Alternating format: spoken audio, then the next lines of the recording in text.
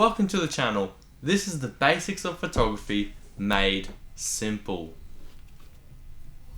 We're going to talk about how to use this. You see, lots of people will put their camera on auto and just call it a day. But today I'm going to explain 3 basics of photography and videography to help you to stop using auto. So there is 3 main settings you need to master. That is ISO, aperture, or you can call it f-stop, and you need to master shutter speed. But the first one that we're going to talk about is ISO.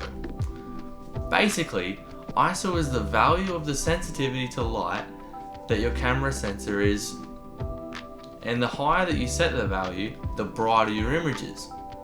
Now the catch is that when you set it high, if you set your ISO too high, then you're going to get what's called noise.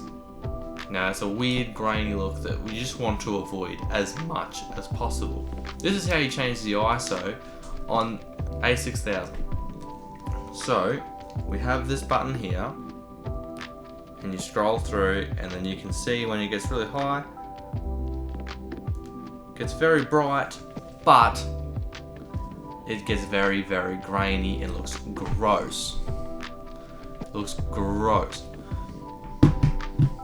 But when you bring it all the way down, it gets very dark. So you got to find that nice in between where your image is bright enough, but there's also no noise. So that's ISO.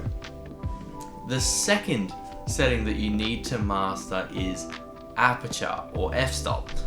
So aperture is the size of the opening in the camera lens. So in a camera lens, there's little blades that make an opening. The wider it is, it creates a deep depth of field, and that's where you get that nice blur in the background. And when you close it and you make it really small, or the value will be very big, then you'll get more things in focus. On these cameras, you can change that by turning this dial. So you can see on this table we have 3 items spread out. So at the lowest value that we can set it to, so that's the deepest depth of field, then you can see that the first item is fully in focus, when the second and third ones that are spread out are blurry. But when we turn it in contrast all the way up to the other end, you can see that the furthest item is in focus as well as the first item. But you can also use your aperture to make your images brighter or darker by opening up that aperture or closing it, not letting in as much light. There's aperture, and the third and last setting that we are looking at in this video is shutter speed. Now shutter speed is basically how fast the camera takes the photo, or how fast it creates a frame in a video. The faster the shutter speed is, the more frozen the image, while the longer the shutter speed is, the blurrier a moving object will be. So in terms of video, the natural look for motion is pretty much 1/50th shutter speed. It's pretty much the speed that our eyes would normally see things.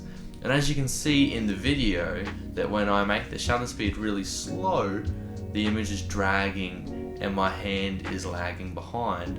When I turn it up really high, it's very jagged because there's no motion blur. And so it's the common agreed setting that 1/50 is the normal motion blur. And this is how you can control that. You turn this dial again and you can see that. And that's it for the exposure triangle. So these are the 3 most important settings in photography and videography that you need to master in order to take good photos and videos. That's all from me. See you next time.